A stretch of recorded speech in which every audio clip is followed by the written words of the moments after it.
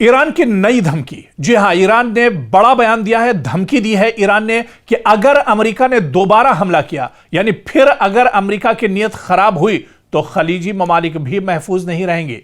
मशरिक़ वस्ता में जो खलीजी ममालिक हैं, जहां पर अमरीकी इंफ्रास्ट्रक्चर है, अमेरिका के फौजी हैं, अमरीकी एयरबेस हैं, उन्हें ईरान बख्शेगा नहीं, वो महफूज नहीं रहेंगे।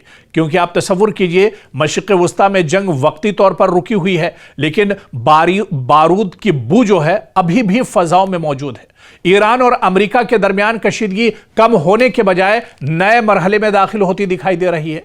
अब ईरान ने ऐसी धमकी दी है जिसने सिर्फ वाशिंगटन ही नहीं बल्कि पूरे खलीजी खित्ते को तशवीश में मुब्तला कर दिया है।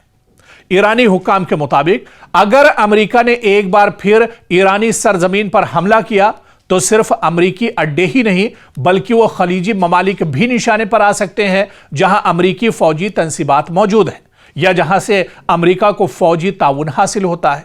यह बयान इसलिए भी अहम है क्योंकि खलीजी ममालिक जैसे कतर, बहरीन, मुत्तहिदा अरब अमारात, कुवैत और सऊदी अरब में अमेरिका के अहम फौजी अड्डे मौजूद हैं। अगर ईरान वाकई ऐसी कार्रवाई करता है तो यह तनाज़ा सिर्फ ईरान और अमेरिका तक महदूद नहीं रहेगा बल्कि पूरा खलीजी खित्ता बराह रास्त जंग की लपेट में आ सकता है। ईरान का मौक़िफ़ है कि वो अपनी खुद मुख्तारी पर किसी भी हमले को बर्दाश्त नहीं करेगा। तेहरान का कहना है कि अगर अमरीकी हमले दोबारा शुरू हुए तो इसका जवाब पहले से कहीं ज्यादा सख्त और वसी होगा। ईरान यह भी इशारा दे रहा है कि खित्ते में मौजूद अमरीकी मफादात और उनके इत्तेहादी ममालिक भी महफूज नहीं रहेंगे।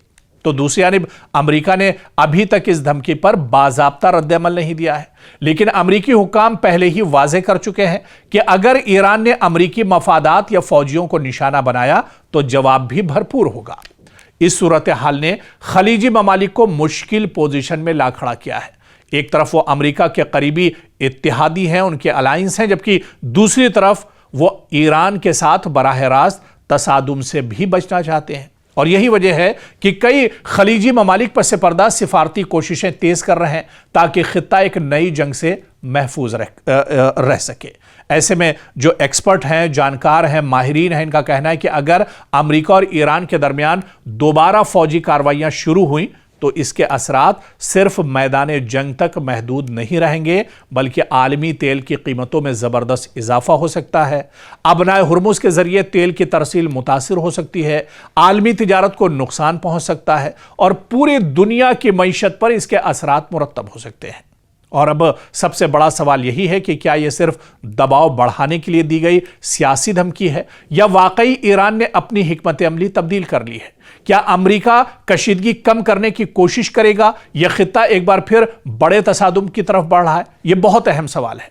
आने वाले दिन इस सवाल का जवाब देंगे, लेकिन एक बात वाज़ेह है कि मशरिक़ वस्ता में अमन अभी भी इंतहाई नाजुक मरहले पर खड़ा है और एक छोटी सी चिंगारी पूरे खित्ते को एक नई जंग की आग में धकेल सकती है।